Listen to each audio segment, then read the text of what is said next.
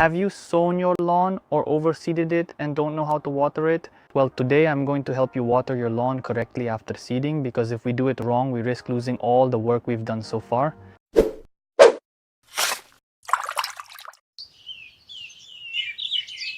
The first watering of freshly sown grass has 3 essential purposes. 1. It sets the top dressing. 2. It secures the seeds in the soil. 3. It creates the optimal conditions for germination. The first watering is very important, and that's why it requires a very fine spray.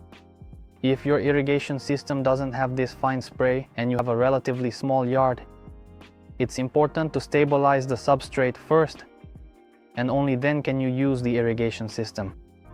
For this, I recommend watering with a fine mist spray gun. Where the area is large, we rely on the irrigation system, but wherever you have the possibility to use this fine mist spray gun, it is really recommended to do so, because you will see the difference. If you irrigate with an oscillating sprinkler, the water droplets are thrown very high and fall from a great height, so when they reach the soil, it's possible that the substrate and seeds will be disturbed because of the large droplets. Here, I would recommend that you roll the substrate very well and then irrigate with a fine mist spray gun to stabilize the substrate. After that, you can continue with the oscillating sprinkler.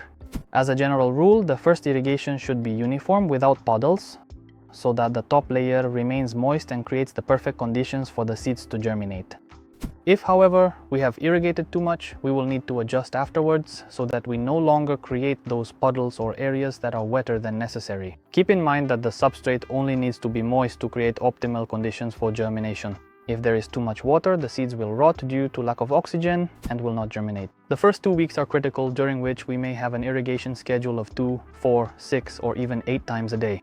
Ideally, watering should be done in small amounts but frequently. However, keep in mind that not all yards are the same, so in one lawn it might be necessary to irrigate 6 times a day, while in a lawn that is 50% shaded during the day, we might only need to irrigate 3 times a day. Weather conditions also play a very important role in our irrigation schedule, because if, for example, we have days with strong winds, the soil will dry out more quickly and you will need to adjust by increasing the duration or the number of irrigations per day. However, if Mother Nature gives us a heavy downpour, which is usually not desirable, we will need to intervene as quickly as possible to fix the problems, specifically by applying top dressing seeds in the areas where they have been washed away.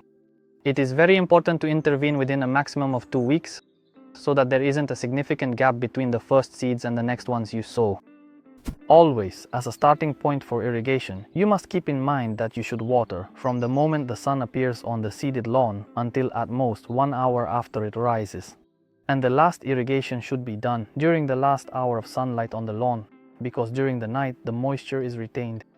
If, however, it is windy, the weather is drier, and you notice that the substrate is drying out even during the periods when there is no sun on the lawn, irrigate lightly, just enough to moisten it superficially. Avoid programs that tell you irrigate at 9, 11, 13, 17, because conditions differ from one lawn to another. If the sun reaches your lawn at 12 o'clock, the first irrigations at 9 and 11 are pointless, because they will make your soil far too wet. If the sun appears at 12, you should irrigate between 12 and 13. If, for example, the sun sets at 5 o'clock, you should do the last irrigation around 4 o'clock, because during the night and the hours without sun, moisture is generally retained. I'm going to show you now some images from my own lawn. As you can see, the soil has started to dry out. Basically, this is the moment when you need to do the next irrigation to stop the soil from drying out.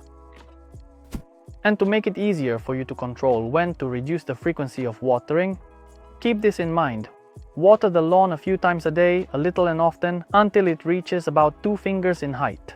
When you see that most of the lawn has reached about 2 fingers in height, try watering once or twice a day, and when it reaches 3 fingers, try watering once a day or every other day, because you'll be getting close to the first mowing.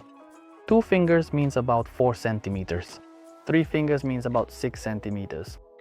The same principle applies to overseeding, only there it's less frequent, because the existing vegetation retains moisture for longer.